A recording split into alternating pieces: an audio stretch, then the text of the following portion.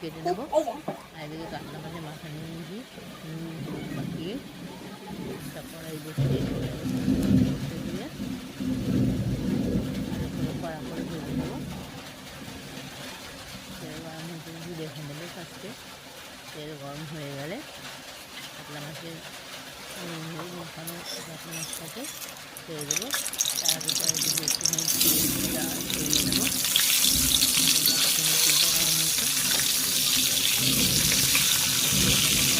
করে ভাজা হয়ে গেছে। এই থেকে উল্টে পাল্টে ছেড়ে দিয়ে মাছগুলোকে তুলে নেবো।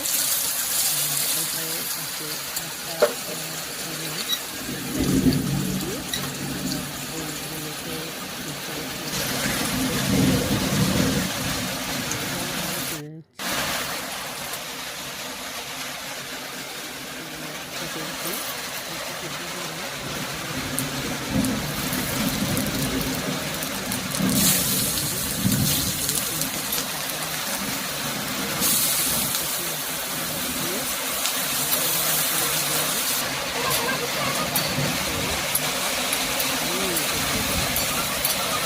আলুগুলো হালকা ভাজা হয়ে গেলে, খুবই সুন্দর ভাজা হয়ে গেছে।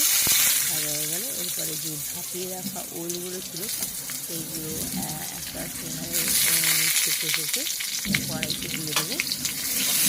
তারপরে এই ওলগুলোকে আর আলুগুলোকে একসঙ্গে ভালো করে ভেজে নেবো। তারপর দিয়ে দেবো অল্প একটু রসুন কুচি, আদা গুঁড়ো, লঙ্কা গুঁড়ো, হলুদ গুঁড়ো, আর দিয়ে দেবো তার মধ্যে কুচিয়ে রাখা টমেটো। সব দিয়ে আবার ভালো করে দিয়ে দিয়ে আবার ভালো করে মিশিয়ে নেবো। দিয়েছিলাম 1 চামচ নুন। ভালো করে মেশানো হয়ে গেলে অল্প অল্প করে জল দিয়ে তরকারিটাকে কষিয়ে নেবো, যাতে শুকনো মশলাগুলো না ধরে যায়। কালারটা দেখে মিষ্টি আপনারা বুঝতে পারছেন। এরপরে সবজিগুলো সিদ্ধ হওয়ার জন্য কিছুটা পরিমাণ জল দিয়ে দেবো। সবজিগুলো এবার ফুটে ওঠার অপেক্ষা করবো। ফুটে উঠলে কিছুক্ষণ পরে দেখবো সবজিগুলো সিদ্ধ হয়েছে নাকি, প্রায় হয়ে এসছে, আর একটু হলেই হয়ে যাবে। তারপরে যে মাছগুলোকে ভেজে রেখেছিলাম সেটাকে ছোটো ছোটো টুকরো করে তারপরে কড়াইয়ের মধ্যে দিয়ে দেবো। 5-10 মিনিট হতে দেবো, কারণ সবজিগুলো সিদ্ধ হয়ে গেছে। তারপরে নামিয়ে নেবো একটি পাত্রে।